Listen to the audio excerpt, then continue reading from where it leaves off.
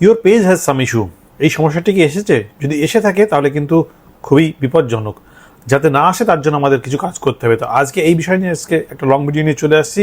যারা আজকে আমাকে প্রথম দেখছেন তাদের জানিয়ে রাখি, আমি অমিত মজুমদার, পশ্চিমবঙ্গ ভারতবর্ষের বাসিন্দা।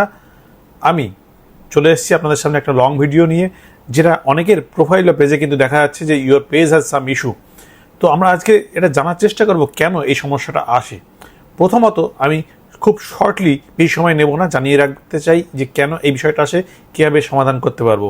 প্রথমত বলি, আমি বা আপনারা যদি কোনো কপিরাইট করে ভঙ্গ করে থাকেন তাহলে কিন্তু এই ইস্যু আসতে পারে। যদি গাইডলাইন না মানেন এই ইস্যু আসতে পারে। যদি অ্যাড পলিসি না মানেন সের জন্য এই ইস্যু আসতে পারে। কোনো কমেন্টসে ভুল কিছু হয়েছে সেটার কারণেও কিন্তু এটা হতে পারে। তো আমাদেরকে দেখতে হবে কেন হয়েছে। কেউ যদি আমাদের পেজ সম্পর্কে বারবার রিপোর্ট করে তবেও কিন্তু এটা হতে পারে।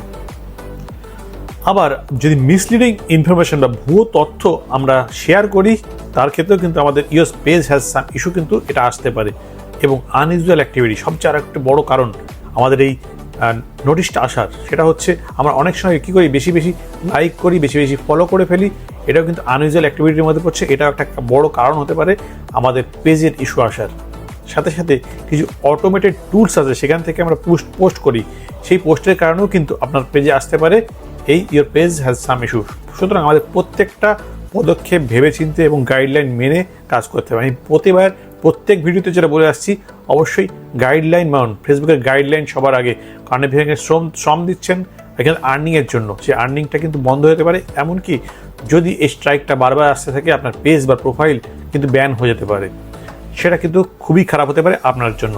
তো এর সমাধান কী আছে, কোথা থেকে আমরা জানতে পারবো, আমরা অবশ্যই দেখে নেব যে কোথা থেকে এটা জানতে পারবো। আমরা এই সমস্যা যদি এসে থাকে আমরা কোথা থেকে চেক করব, তার জন্য আমি বলে রাখি 3টে জায়গা থেকে আমরা কিন্তু চেক করতে পারি। সেটা হচ্ছে আমরা সকলেই যেটা জানি, সাপোর্ট ইনবক্সে গেলে আমরা সেখান থেকে যদি কোনো ইস্যু থাকে সেটা দেখতে পারি। তাছাড়াও আমাদের আরও দুটো এক্সট্রা জায়গা হচ্ছে পেজ সেটিংয়ে পেজ কোয়ালিটি চেক, সেখানে যদি যাই সেখান থেকে আমরা দেখতে পারবো। সাথে সাথে মেটা বিজনেস সুইট বলে যে একটা সাইট আছে বা যে একটা অ্যাপ আছে, সেখান থেকেও কিন্তু অ্যালার্ট এবং নোটিফিকেশন থেকে আমরা এটা চেক করতে পারবো।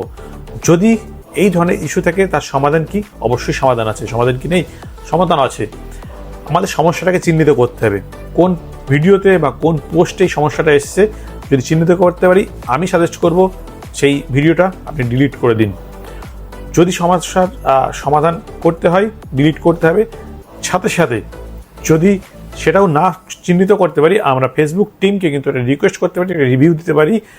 সেখানে ডিসএগ্রি উইথ দ্য ডিসিশন বলে একটা অপশান আছে সেখান থেকে, এবং রিকোয়েস্ট রিভিউ আমরা দিয়ে সেখান থেকে রিকোয়েস্ট করতে পারি ফেসবুকের টিম বা মেটা টিম সেটাকে রিভিউ করে দেখে আমাদের সমস্যাটা সমাধান করে দিতে পারে। আমি আগেই বলেছি, যদি এই সমস্যার সমাধান না করি তাহলে কি হতে পারে, পেজের যে পোস্ট আমরা করি সেটা সবার কাছে পৌঁছাবে না, রিচটা কমে যাবে। সাথে সাথে ফলোয়ারদের কাছেও আমাদের পোস্টটা পৌঁছাবে না, কিছু ফিচার বন্ধ হয়ে যাবে। এবং ভবিষ্যতে যদি এটা আরও কঠিন, আমাদের পেজ বা প্রোফাইল রিমুভ হয়ে যেতে পারে। তাই সতর্ক থাকুন। কপি কন্টেন্ট, ক্লিক বেইট, গুজব ইত্যাদি কিন্তু এগুলো করা যাবে না। আর গাইডলাইন মেনে কাজ করুন। আমি প্রতিবারই বলে থাকি, অবশ্যই ফেসবুকের গাইডলাইন মেনে অরিজিনাল কন্টেন্ট দিয়ে কাজ করুন, সেক্ষেত্রে কিন্তু অনেকটা সেফ থাকবেন। আর সবার জন্য শুভকামনা রইল। থ্যাংক ইউ সবাইকে ভিডিওটা দেখার জন্য, অনেক অনেক ধন্যবাদ। আর যদি ভিডিওটা ভালো লেগে থাকে প্লিজ একটু লাইক কমেন্ট হয়ে যাক, আর বন্ধুদের মাঝখানে শেয়ার করে দিন, যারা বিষয়টা জানে না তাদের কাছেও পৌঁছে যাক। আর যারা আমাকে এখনও পর্যন্ত ফলো করেননি, সবার কাছে রিকোয়েস্ট থাকলো একটু ফলো করে নেবেন ইনফরমেটিভ ভিডিও পাওয়ার জন্য। থ্যাংক ইউ সবাইকে, দেখা হবে নেক্সট ভিডিওতে।